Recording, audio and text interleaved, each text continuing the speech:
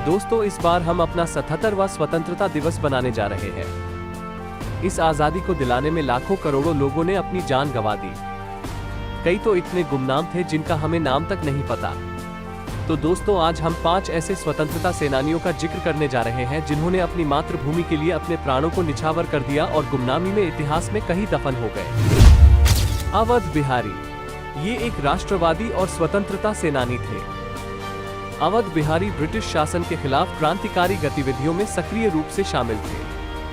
अंग्रेजी हुकूमतों के खिलाफ अवध बिहारी ने उत्तर प्रदेश और पंजाब में मोर्चा संभाला था।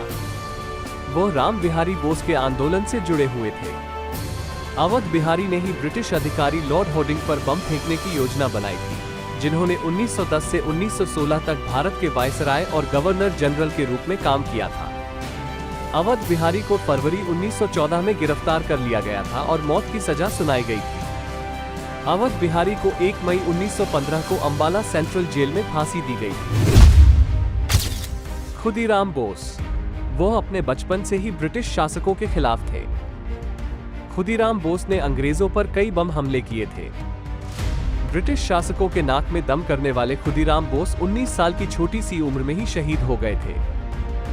11 अगस्त 1908 को बम हमलों के आरोप में खुदीराम बोस को मौत की सजा सुनाई गई थी।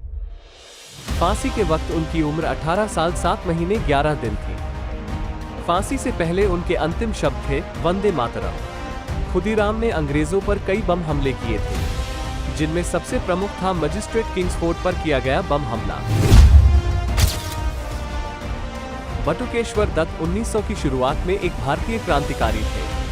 व्यापार विवाद बिल के विरोध में बटुकेश्वर दत्त ने दिल्ली में 8 अप्रैल 1929 को केंद्रीय विधानसभा में भगत सिंह के बम विस्फोट किए थे। उन्होंने इंकलाब जिंदाबाद का नारा भी लगाया था। दिल्ली विधानसभा बम मामले में बटुकेश्वर दत्त को भगत सिंह के साथ ही आजीवन कारावास की सजा सुनाई गई थी। बटुकेश्वर दत्त ने भगत सिंह के साथ भारतीय राजनीतिक कैदियों के अपमानजनक व्यवहार के विरोध में एक ऐतिहासिक भूख हड़ताल भी शुरू की थी।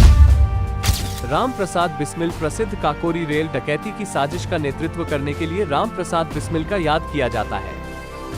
राम प्रसाद बिस्मिल एक बहादुर क्रांतिकारी थे। राम प्रसाद बिस्मिल क्रांतिकारी संगठन हिंदुस्तान रिपब्लिकन एसोसिएशन के संस्थापक सदस्यों में से भी एक थे। स्वतंत्रता सेनानी होने के अलावा बिस्मिल उर्दू और अंग्रेजी के एक महान कवि और लेखक भी थे। सरफरोशी की तमन्ना कविता भी उनके द्वारा लिखी गई है। काकोरी कांड में बिस्मिल को अशफाकुल्लाह खान और 2 अन्य लोगों के साथ फांसी की सजा दी गई थी। 19 दिसंबर 1927 को 30 साल की उम्र में बिस्मिल फांसी दे दी गई थी। उधम सिंह जलियांवाला बाग हत्याकांड के पीछे जिम्मेदार शख्स जनरल माइकल ओ डायर की हत्या की साजिश उधम सिंह ने रची थी।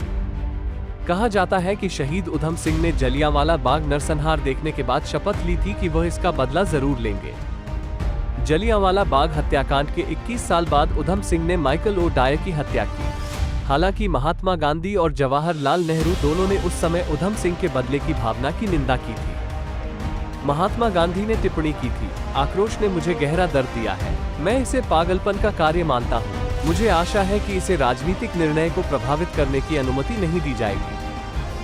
वहीं नेहरू ने अपने अखबार नेशनल हेराल्ड में लिखा था, हत्या के लिए खेद है, लेकिन ये पूरी उम्मीद है कि इसका भारत के राजनीतिक भविष्य पर दूरगामी प्रभाव नहीं पड़ेगा।